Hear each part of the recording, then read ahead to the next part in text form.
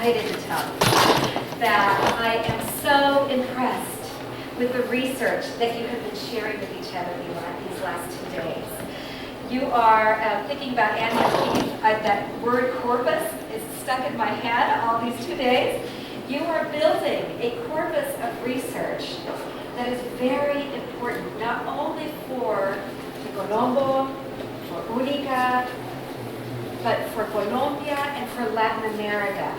All too often, when we talk about research, our eyes glaze over and we think, oh no, it's too distant, it's too hard to do. You've made it very accessible and you've made it part of your teaching. And for that, I congratulate you, and let's all give you a big round of applause.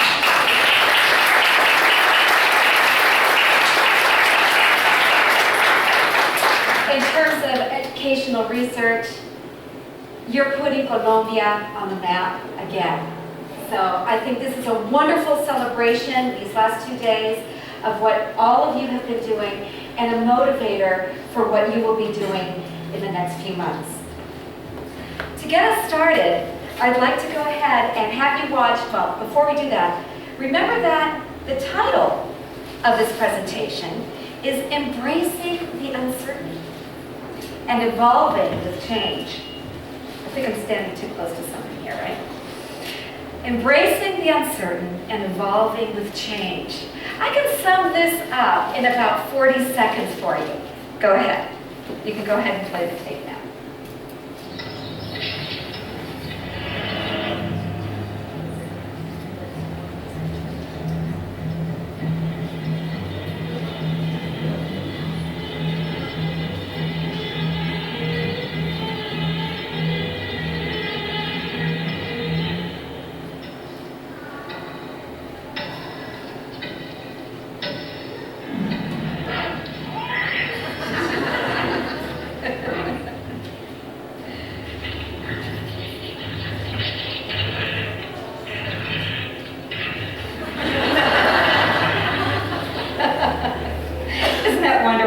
I don't work for a business, by the way.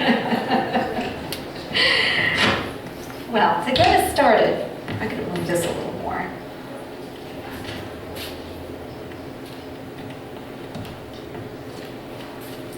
To get us started, I'm going to go ahead and share a little folk tale with you.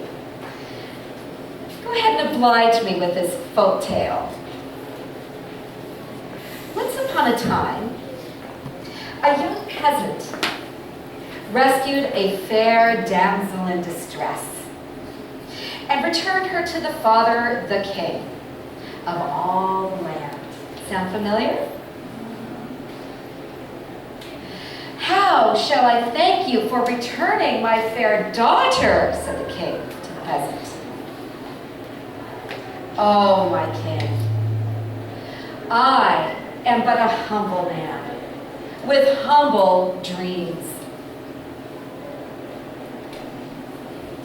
Does he look humble to you, that Santanderiano? How do you think this is going to work out? Have you heard the story of the grains and the table of chess?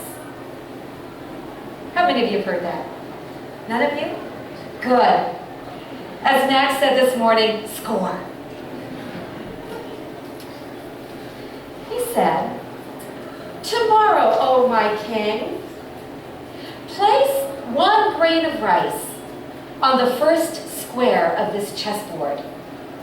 The next day, double the grains on the next square. And the third day, double them again. Well, the king thought, that's easy, he really is a humble man. Rice? 1 grain of rice? No big deal, I'm going to get off on this one pretty easily. So the payments went something like this. On the first day, it was 1 grain. Second day, 2. Third day, 4. Fourth day, 8. By the 4th day, the king was thinking, oh, this poor peasant. He doesn't know what he's talking about. He can barely even feed himself a little meriendita. But look what happened. By the 6th day, 32. By the 10th day, he's got enough to feed a couple people for a good meal. By the 11th day, look at how many grains of rice. And look at the 20th day. By the 40th day, 549 billion grains of rice, because he was doubling the amount each time. By the 64th day, I can't even pronounce that. Can anyone try that? 2 to the power of 64 minus 1 is how I would say it. As you can see, there was a doubling each time.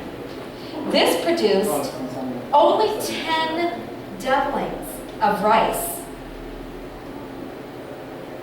And that, if this story occurred in the year 2010, it would have been 1,000 times the global production of rice in the year 2010.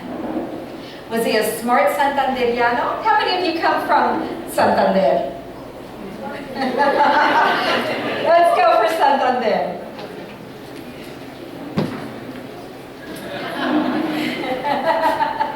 And all of the king's horses couldn't put all the grains together for him to keep making those payments. So, in hopeless frustration, the king turned to the peasant. And he said, I have tried with 1 grain, 2 grains, 4, and on with all these doublings. I can't make it. What can I do? How else can I pay you? Dear peasant. And the peasant turned to him and he said, well, I'll take your throne. I'll take your scepter. And by the way, what was the name of that fair damsel? Pretty smart, Santanderiano. Well, this story illustrates something called Moore's Law. How many of you have heard of Moore's Law? Has anybody heard of Moore's Law? Okay, great. In 1965, Gordon Moore, at that point, was a scientist at Caltech. He was the first person in his family to attend college. How many of you are in that situation? I'm sure many of you are in that situation. And it's wonderful because it talks about the power of what one man can perceive. He was the co-founder of Intel, and he was also a regular guy. He liked to play football, American football. He loved to go fishing. He was a very, if you were to talk to him, he was a very unassuming man. But in 1965, he started looking at transistors. And many of you use USBs, pen drives, thumb drives, flash drives. He said, the amount of transistors on a microchip will double every 2 years. Sound familiar? Grains of rice? The power of information technology will double about every 18 months. And this, my friends, will occur for the next 10 years.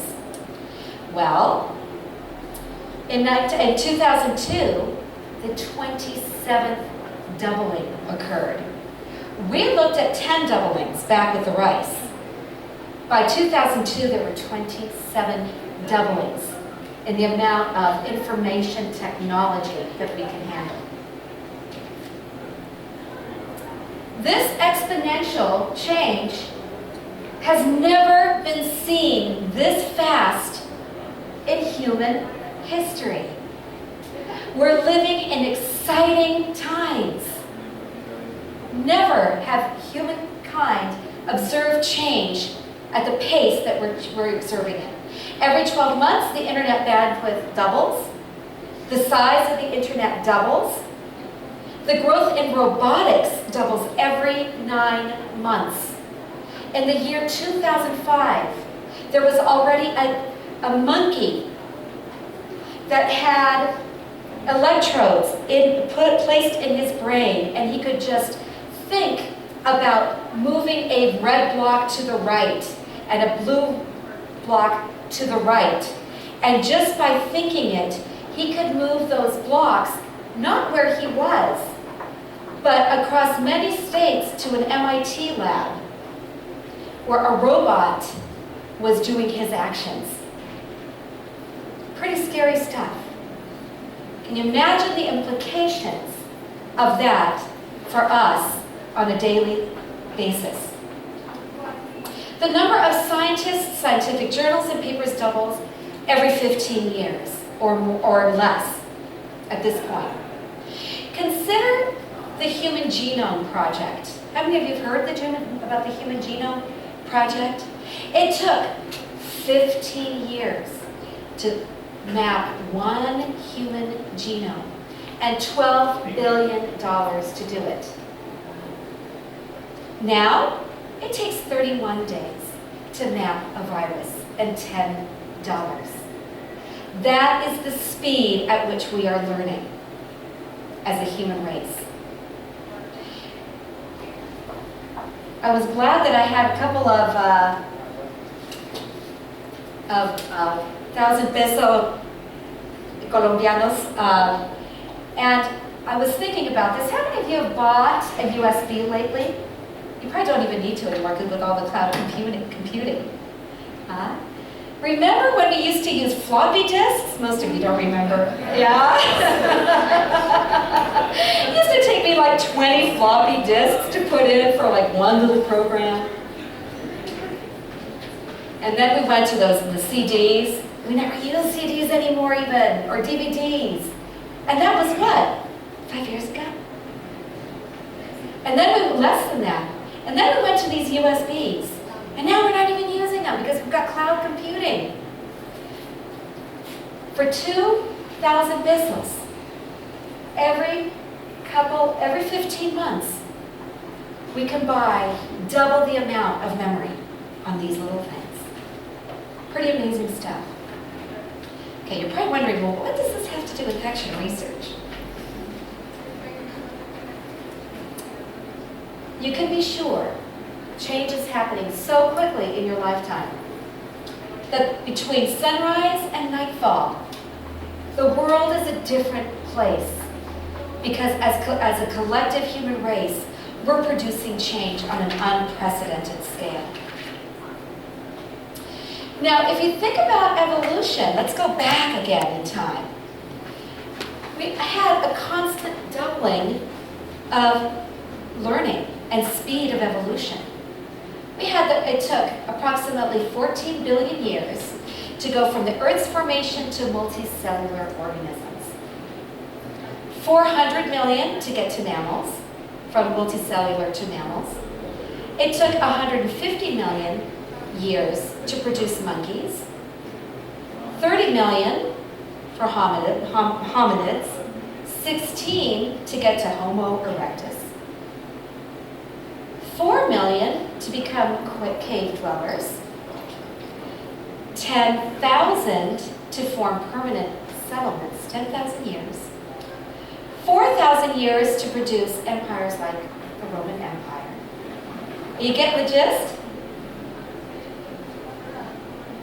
1,800 years to reach the industrial age, just 169 years from the industrial age to get to the moon, and only 20 years to get to the information age.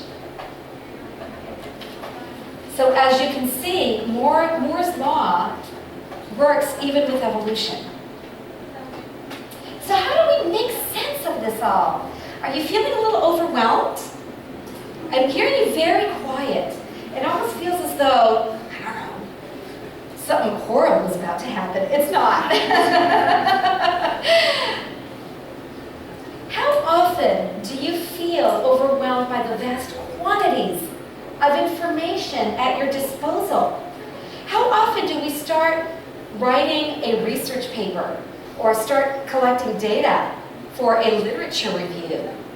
And we spend 12 hours, into like the wee hours of the morning with all the other nerds, right? Just skimming the internet. I believe her name is Christine yesterday in the plenary talked about how we've become skimmers and scanners of information.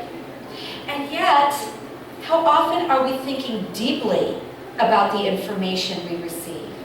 Often, we're so bombarded with information that it's hard to reach a deeper level of analysis, much less learning how to situate that information into our local reality and our daily lives. The days of being teachers where you shut the door and think nobody's watching, they're over, folks. You know this. You students know. How many of you have uploaded? Come on. Have filmed the teacher and uploaded to YouTube during class. That happens constantly. Our classrooms are no longer closed off, and they shouldn't be. As teachers, we no longer have to walk down the hallway just to talk to another teacher. It's great if you want to, but you can text, you can chat, you can IM, you can do all those things. As teachers, and Max and Christine made this point very clear, we have to be networked, connected, simultaneous in uploading information and working with it. And all those wonderful websites that Max and Christine showed us, they're overwhelming in a way that because it's exciting to know that there's so many wonderful educational tools and we want to try them all out, right? And we have to do that. We need to keep up with our students. Yet how do we make sense of it? I think that it's very timely, the quote that you've put up on the wall just outside Sala Tayrona. And so Carlos was our guide to show us this quote. And Carlos is hiding back there.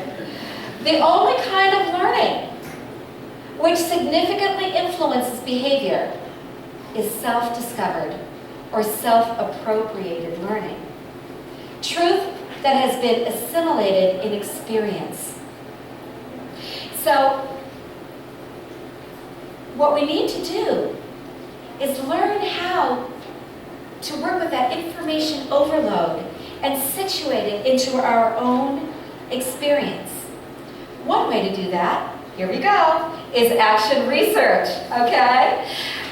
Is it a magic pill? No, but it is certainly a wonderful way for us to make sense of the information overload and the exponential speed of change that we are experiencing. Now, we're all doing action research every day. My 18-year-old daughter she's a great little action researcher. My husband and I told her, Sophia, you can only go out one night each weekend. You can't do Thursday, Friday, and Saturday. It's just too much. She's a hypersocial kid. And so she said, okay, mommy, okay, Papi, fine. She acquiesced, which is not Sophia. So lo and behold, that week, the weekend came up, and she said, Mom, I'm going to go out to dinner with my friends. Okay, go ahead. So she did that Friday. And then Saturday, she said, I have a party to go to. Well, you already used up your night. And she said, no, you didn't define going out. She gave it right back at me. Going out means going to a party, Mom. It doesn't mean going out to dinner. Well, she got me, right? So I said, well, check with your dad. Call him up and see if he says it's okay. If he says it's okay, then it's okay with me. How many of you have done that? Well, her logic got him too. So he said, did you check with your mother? Yes. Okay. She said it was okay. Okay. So she's already learned by doing her own little action research that if mom says it's okay, dad will say it's okay. Right? So she's applied it to the new situation. And then she figured, if I use this logic, I'm going to get mom and then I'll get dad. Let me see it, let me try it. She gathered data, she made a plan, she implemented the plan, and she saw the evidence, right? So what did she do the following weekend? Suddenly, she's going out Thursday, Friday, and Saturday again. So she won because she did her own little action research.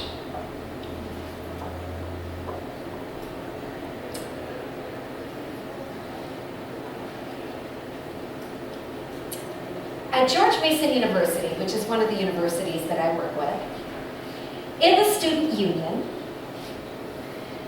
you'll see a lot of professors running around and students running around trying to get their research done, their papers done, publications in, and they rush around so much that quite often they bump into a brass plaque that's in the middle of the hallway.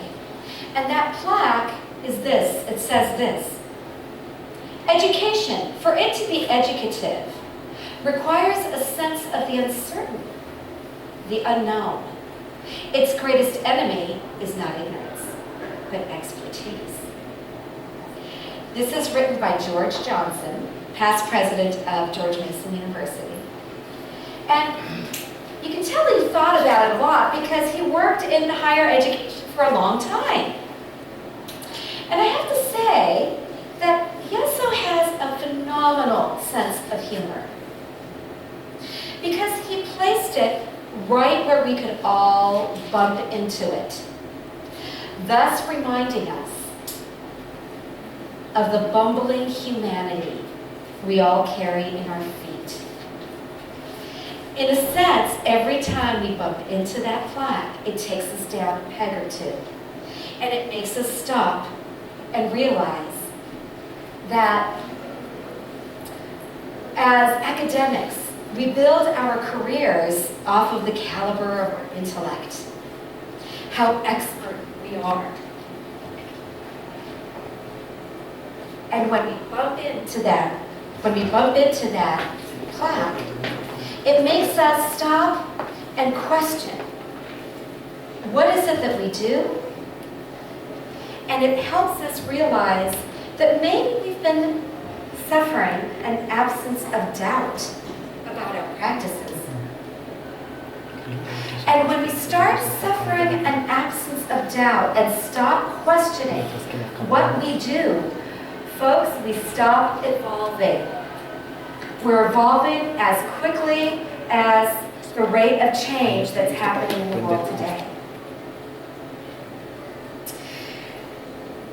Knowledge at this point is like a rushing river. Niagara Falls, rushing down. You can never step into the river. It's not the same river. You step into it once, you come out. You step into it again, it's a different river. Because the rate of information, the rate of water has passed by so quickly. And it's the same with scientific production right now. You might think you're an expert about a tiny piece of information today. Tomorrow, 50 more research articles will be published about that same topic.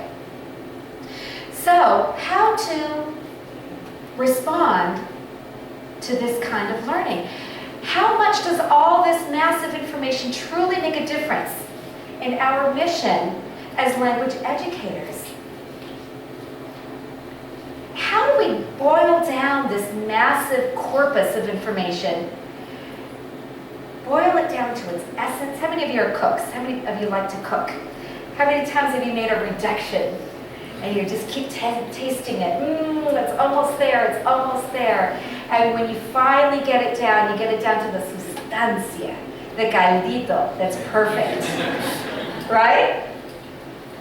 Well, how do we get it down to that wonderful caldito and sprinkle it on to our daily lives to improve it substantially. We need to learn how to learn and how to do it more efficiently and effectively in a shorter amount of time. You can see how quickly the doublings are taking place. So the quicker you learn and the more deeply you learn, the more you're in that rushing river and you're in the game. And you also need to measure the effects of your change, Just like my daughter, measuring the effects of, oh, now I can go out Thursday, Friday, and Saturday. And then she applied it very quickly. Okay. One of the first people that started creating a model about change in organizations was Kurt Lewin. How many of you have heard of Kurt Lewin? Great. In the 1940s, he came up with a model about how to create change in organizations. He started with a stage where you unfreeze the way people do things in an organization. He started getting them to analyze how they do things, and then realize that maybe some of their habits aren't very good, getting them to stop their habits. And then he helped them invest, or in the model, show them how to invest time and energy to make a change, and then exercise new procedures and habits. And if everyone did that really well, then the organizational system could refreeze, okay, and then stabilize again for improved efficiency. That was in the 1940s, before, way before Moore's Law. So as we know, we don't really have that much time to freeze again, because we have to keep moving with that rushing river. Corey, in 1953, wrote, "We are convinced that the disposition to study our own teaching is more likely to change and improve our practices than is reading about what someone else has discovered of his teaching." How true is that? How many of you, come on, be honest, have read a research report and thought, yawn, yeah, but that's in the ideal world, yeah, but that's not in my context, yeah, but that's a foreign model, yeah, but the methodology is not all that great, right? That's what Corey was talking about.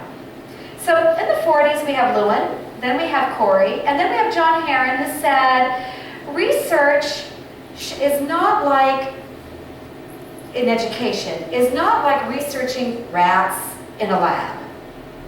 We don't research on something. We research with our students and with our colleagues. So he brought about the idea of cooperative inquiry. And then Argus, in 1978, proposed something called double loop learning. And basically what he said is, kind of like my daughter Sophia, saying, okay, you didn't define change, define going out, so I'm in. Okay, so she won, and she went ahead. She had already gathered her data, made her plan, implemented her plan, moved on. That is what would be called a single loop learning. She created a change and moved on. What Chris Argus said is, we need to actually go back and examine the effects of that change. Let's look at what happened when we created the change. Did the change happen the way we expected it to? Where were the conflicts? Who were the opposers? Who were the early adopters? Okay. So with this idea, he introduced the idea that action research is cyclical and it's iterative. You can always keep going back at each stage and keep looking back and learning. He built in an extra feedback loop. And that, folks, is how we learn how to learn. And that's how we accelerate our learning and improve the quality of our teaching. So why should you do it as teachers? Well, You can read all sorts of research papers, which I think is fine, but you need to know what your students are really doing in your classroom. You need to understand why something worked. How many of you have introduced a change and it flopped? You wrote a wonderful lesson plan, you spent lots of time on that, you were dynamic, you put it out there, and it flopped. So you have to go back and figure out what happened. How would you figure that out? Let's see. Think back. Let's be honest, we've all had lessons that have flopped.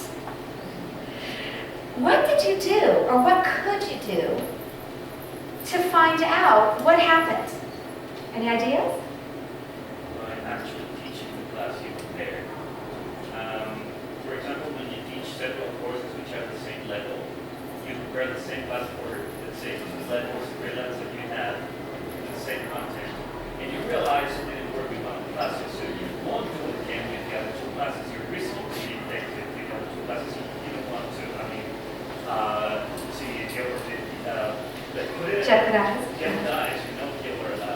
efficiency as a teacher. So you not make the same mistake twice.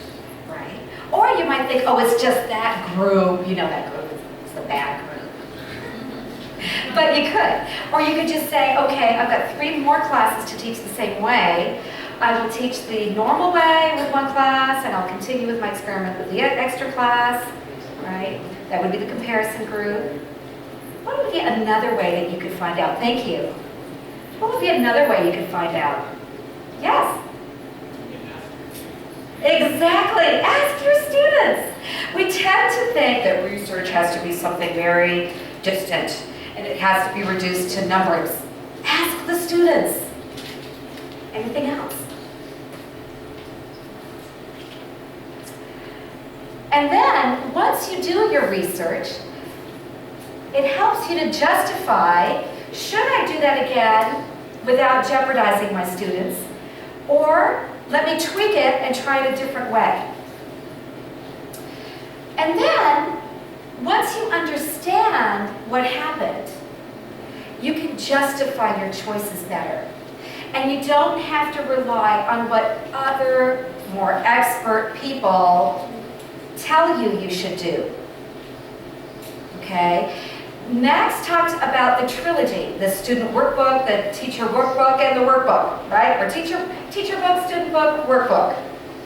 And so many of us have that model in our heads because we feel like we need to depend on those workbooks instead of being secure in our own teaching. And the best way to be secure about our own teaching and not worry so much about having someone more expert telling us what to do is by doing action research, because you have gone into a deep analysis about that. It's relevant to your practice, and it helps you evaluate outcomes, enhance student achievement, and improve your practice. Normally, it follows this kind of process. You plan, what is it that I want to study? Okay? So, for example, can somebody give me an idea of something that is puzzling them about their teaching? It could be, is working in groups of 4 for students better than working in groups of 2? Should I always do cooperative learning? When should I teach the passive voice? When Annie O'Keefe was talking about the developmental stages at the A1, A2 level, wasn't that interesting to see that there were some patterns that came up more than others? So maybe some of you were thinking, oh, that's why when I teach about the third person singular to my A1 students or my A2 students, it doesn't work. What kinds of questions might you come across? Does anybody have an idea of something, or something that they're already researching right now? Don't be shy. Yes? In my practical year at and basically what I noticed since the very beginning was that students were at the KT. Uh-huh. Students were having lots of people to write basically because the focus is on communication rather than writing. Communication, Rather than writing. oral communication versus writing. So it was about making that leap. Yeah. Okay. So I noticed that students were displaying the same mistakes over and over, and despite they had this problem to correct their entry towards some class, they continue to face the same difficulties. Difficulties of setbacks in spelling, form, etc., etc. So I decided to let's do something crazy out of the next skill, and I decided to help students develop basic, well, the name is help students develop basic academic narrative writing skills in a what setting? Yeah. Basic academic narrative skills in a what setting? In an EFL setting. In an EFL setting. Woo! That's a tough one. So I started by having them perform exercises on identifying a chronological sequence of events, which is basically the narrative superstructure of a text. But unfortunately, I think I was too ambitious. We all are. I couldn't help them approach to what academic writing in narrative terms means, that is topic sentence. Expository writing. Yeah, that's something that happened with AHAB. They were able to work on these paragraphs because I presented them with comics which were connected or significantly for their lives. I'm going to stop you there. I know you're passionate about what you're doing. And I think it's wonderful, and keep that passion. I could talk about my research all the time too. Thank you. No, this is wonderful. I'm going to simplify it a little bit just to exemplify, okay? So let's say your question is, how can I use comics, or how well does using comics help me teach the students to write in a narrative structure? Okay? So that's your question.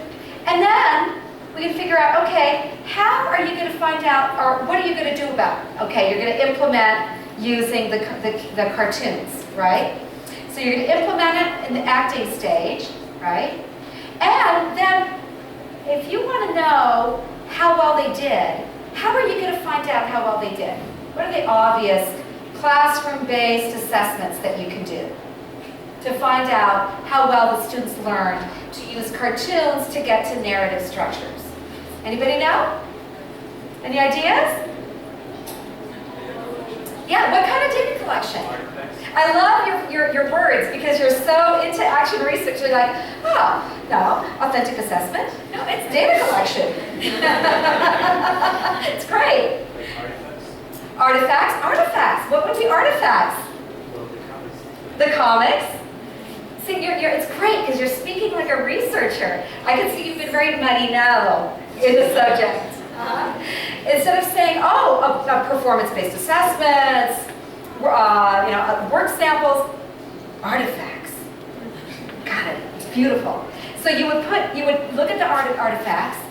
Maybe you could interview the students. Maybe you could do a survey. What else? Portfolio. Woo!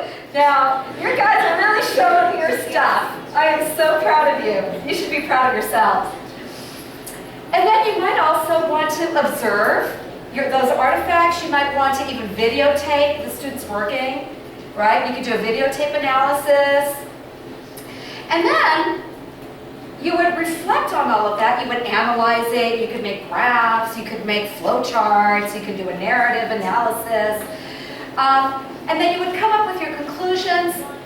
But remember, action research is about action. So what you end up doing is not to be sitting on a shelf somewhere once you print out your report.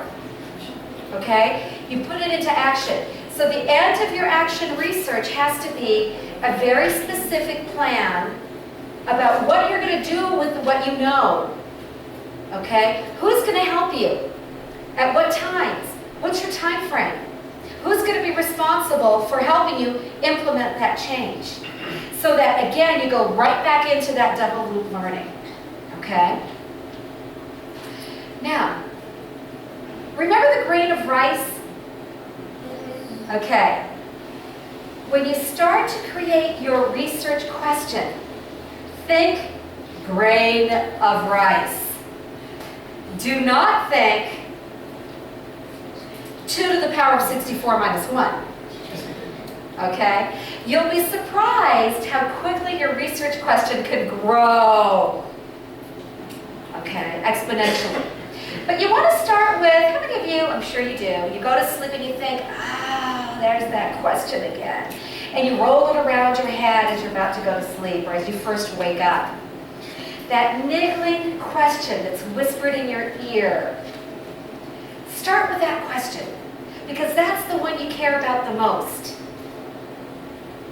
How can I get my students to put away their cell phones in class? Ugh. How many times do you find yourself reminding your students to turn off their cell phones? And then you want to consider the question behind the question. When do my students use their cell phones in class, and does that tell me something about their level of engagement? Because really, that's why it's niggling at you. Are they turning on and using their cell phones because they're not that engaged? And then you want to turn it into a question you can do something about, something within your locus of control. What can I do to engage my students sufficiently that they will not use their cell phones in class? So action research can be that practical. It does not have to be something ethereal. In fact, the more practical you make it, the better. Now, a big concept in action research is, I'm going to have you repeat after me, triangulation. Triangulation. Okay, I'm not Choco-Tom. but I want you to remember triangulation. One of the reasons why action research has made people lift an eyebrow and think, action research, that's not as scientific as it should be, is because sometimes people will just do one survey, report on that, and think that is the God-honest truth. Okay? What you want to do with action research is have at least 3 data sources. Okay? An artifact, a survey, an interview. If all those 3 data sources tell you the same thing, then you're on to something. It's information you can feel a little more comfortable sharing with others. It's more confiable.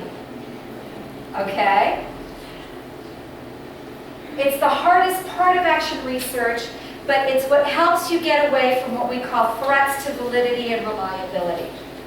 Okay? And that is what adds the rigor to action research. So if you're talking to a colleague and you say, I did action research, and they say, well, I did a quantitative study with 5,000 databases and all of this. Mine is obviously better. You can say, well, I triangulated. Okay? And then you can proceed to show them how you triangulated and form some logical conclusions that dropped out of your triangulation. Well, I'm going to have this PowerPoint made available to you so you don't have to quickly write all this down, okay? But there are various types of action research. You've got the kind of action research that you do individually. How many of you have done individual projects for action research? Just by yourselves? Great, so this might sound familiar to you. You might need a coach or a supervisor or a mentor helping you along the process. Do you have that? Yeah? You have to use some sort of technology, Excel. Dario gave a beautiful presentation. I'm going to pick on you. Dario gave a beautiful presentation yesterday on his action research, something to be extremely proud of. And you were talking about Excel. And the way you talked about it was lovely, because you said, guys, a lot of you are scared of using Excel, but once you get in it, you realize all the stuff it can do for for you, and you can tell that Dario is now a fan of Excel. That's one type of technology. Okay? You can, whatever you research can impact the curriculum that you teach, how you build it, how you deliver it, and how do you assess it. I like to call it CIA. Okay. However, with individual research, the side effects are usually not shared. It kind of stays within your own classroom. Now, something that's lovely about the Colombo is that you're having these kinds of symposia where you can share each other's work. That you're building a community of researchers. So if you're doing individual research, you're still going to be sharing it. Now, there's other research that can be with more than one classroom, 2+, right? And there you're going to need substitutes. So maybe, let's say Juanita and Maria Lucia are teaching the same thing. And they want to learn about the same thing. And so Maria Lucia will ask Juanita, can you come to my classroom and observe how I do, I don't know, some one XYZ. So Juanita will go in there and observe and take notes and give feedback. Okay? But in order for Juanita to do that, somebody needs to be teaching Juanita's class. She needs some release time. She needs a substitute. That is an amazing way to learn about your practice. Okay? So pure observation, then some dialogue, and then administration, as I can see the Colombo, heavily supports research, promotes research, and that's exactly what you need. With more than one classroom, it still impacts the CIA, but it can also impact policy, the way things are done. Well, maybe we should include certain elements in basic English instead of intermediate, because my research shows that it will be better received in intermediate. That would be a policy change. The effects of more collaborative kind of action research, and that's going to be what I kind of push as far as the next step for action research, is improved collegiality. So you guys like each other more. Okay, because you're talking to each other more. And you're feeling really special because you're doing research together. And you're producing knowledge together. Oops, you're producing collaboration and you're communicating more. You can also have it across the entire organization. As I believe in Unica, there's some cross-organizational action research projects, correct? Okay. I would imagine in the Colombo there is as well. It's things that cut across the entire program. And there you would need administrative commitment, leadership, communication, sometimes external partners. So you can hook up with a publisher, you can hook up with another university to help you with the data collection and the data analysis if you wish. And the impacts of this is that it could create an organizational restructuring, okay? And community involvement. You can get people from the outside to start working with you and bring them in with you. Program evaluation. And it helps you build teams again. Now, the one thing with institutional action research, one thing to watch out about is that sometimes your research teams like each other so much that they start to get this sort of group think. We like each other so much and we don't really like this other group as much. Okay? So you can start to build factions. So that's something that you're going to want to keep changing the members of the teams so that you can all like each other and become more permeable in your groups.